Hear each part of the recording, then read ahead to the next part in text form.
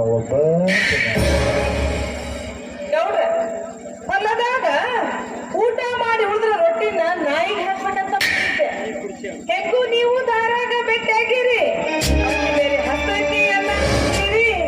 ಏನೋ ಪಾಪ ಹೋಗ್ಲಿ ಊಟಕ್ಕೆ ಬಡಿಸ್ಬೇಕಂತ ಅನ್ಕೊಂಡಿದ್ದೆ. ಈ ಬುದ್ಧಿ ತಿನ್ನೋ ಅದೃಷ್ಟ ನಿಮ್ದಿಲ್ಲ ಅಂತೀನಿ. ಅಂದ್ರ ನಾ ನಾಯನ ಗೌಡ್ರ ಏನ್ ಗೊತ್ತಾಕತ್ ನಾಯನ ಅಟ್ಟೇನ ಪೆಕರ್ ಸುಳಿ ಮಗ ಇಲ್ಲಿ ತಿಳಿದೆ.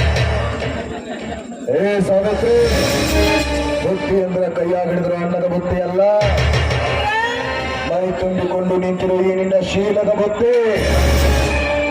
ನಾಲ್ಗಿನ ಸ್ವಲ್ಪ ಹಿಡಿದಾಗಿಟ್ಕೊಂಡು ಮಾತಾಡ್ರಿ. ನಾನ್ ಯಾರು ಯಾರ ಜೊತೆ ಮಾತಾಡಕ್ ಕೂತೀನಿ ಅನ್ನೋ ನಿಮಗಿರ್ಲಿ. ಹಿಂಗ ಮಾತಾಡಿದ್ರ ನಿಮ್ಮ ನಾಲ್ಗಿ ನಿಮ್ಮ ಕೈಯಾಗ ಕೊಡ್ತೀನಿ ಬಲಂಚು ಹಾಕಿ. ಏ ಸಾವಿತ್ರಿ, ಜಡೆಗೆ ಮಲ್ಲಿಗೆ ಮುಡಿದ ಮೊಸರು ತಿಕ್ಕು ನಿನಗ ಇಷ್ಟು ಸಕ್ಕಿರ್ಬೇಕಾದ್ರ ತೊಡೆ ತಟ್ಟಿ ಮೀಸೆದಿರುವ ಗಂಡಸು ಅಲ್ಲ. ಆ ಬಡ ಭಿಕಾರಿ ಜೊತೆ ಯಾವ ಸುಖ ಕಾಣ್ತೀಯ ನೀನು? 5 ನಿಮಿಷ ಸಹಕರಿಸಿ ನೋಡು.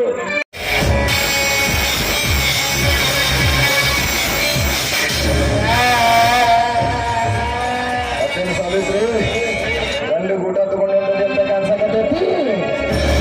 ಹೌದ್ರಿ ಗೌಡ್ರ, ಹೊಲದಾಗ ಕೆಲಸ ಮಾಡಿ ನನ್ನ ಗಂಡ ಹಸ್ಕೊಂಡಿರ್ತಾನ್ರಿ. ಅದಕ್ಕೆ ಅವ್ನಿಗೆ ಬುದ್ಧಿದವ್ರು ಹೊಂಟಿದ್ದೀನ್ರಿ. ನೀವು ಸ್ವಲ್ಪ ದಾರಿ ಬಿಡ್ತೀರೇನ್ರಿ?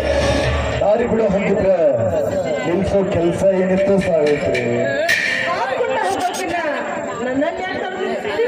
ಇಬ್ಬರು ಕೂಡಿಸಿ ಅಂಡಾಳ ಆಡೋದಿತ್ತು.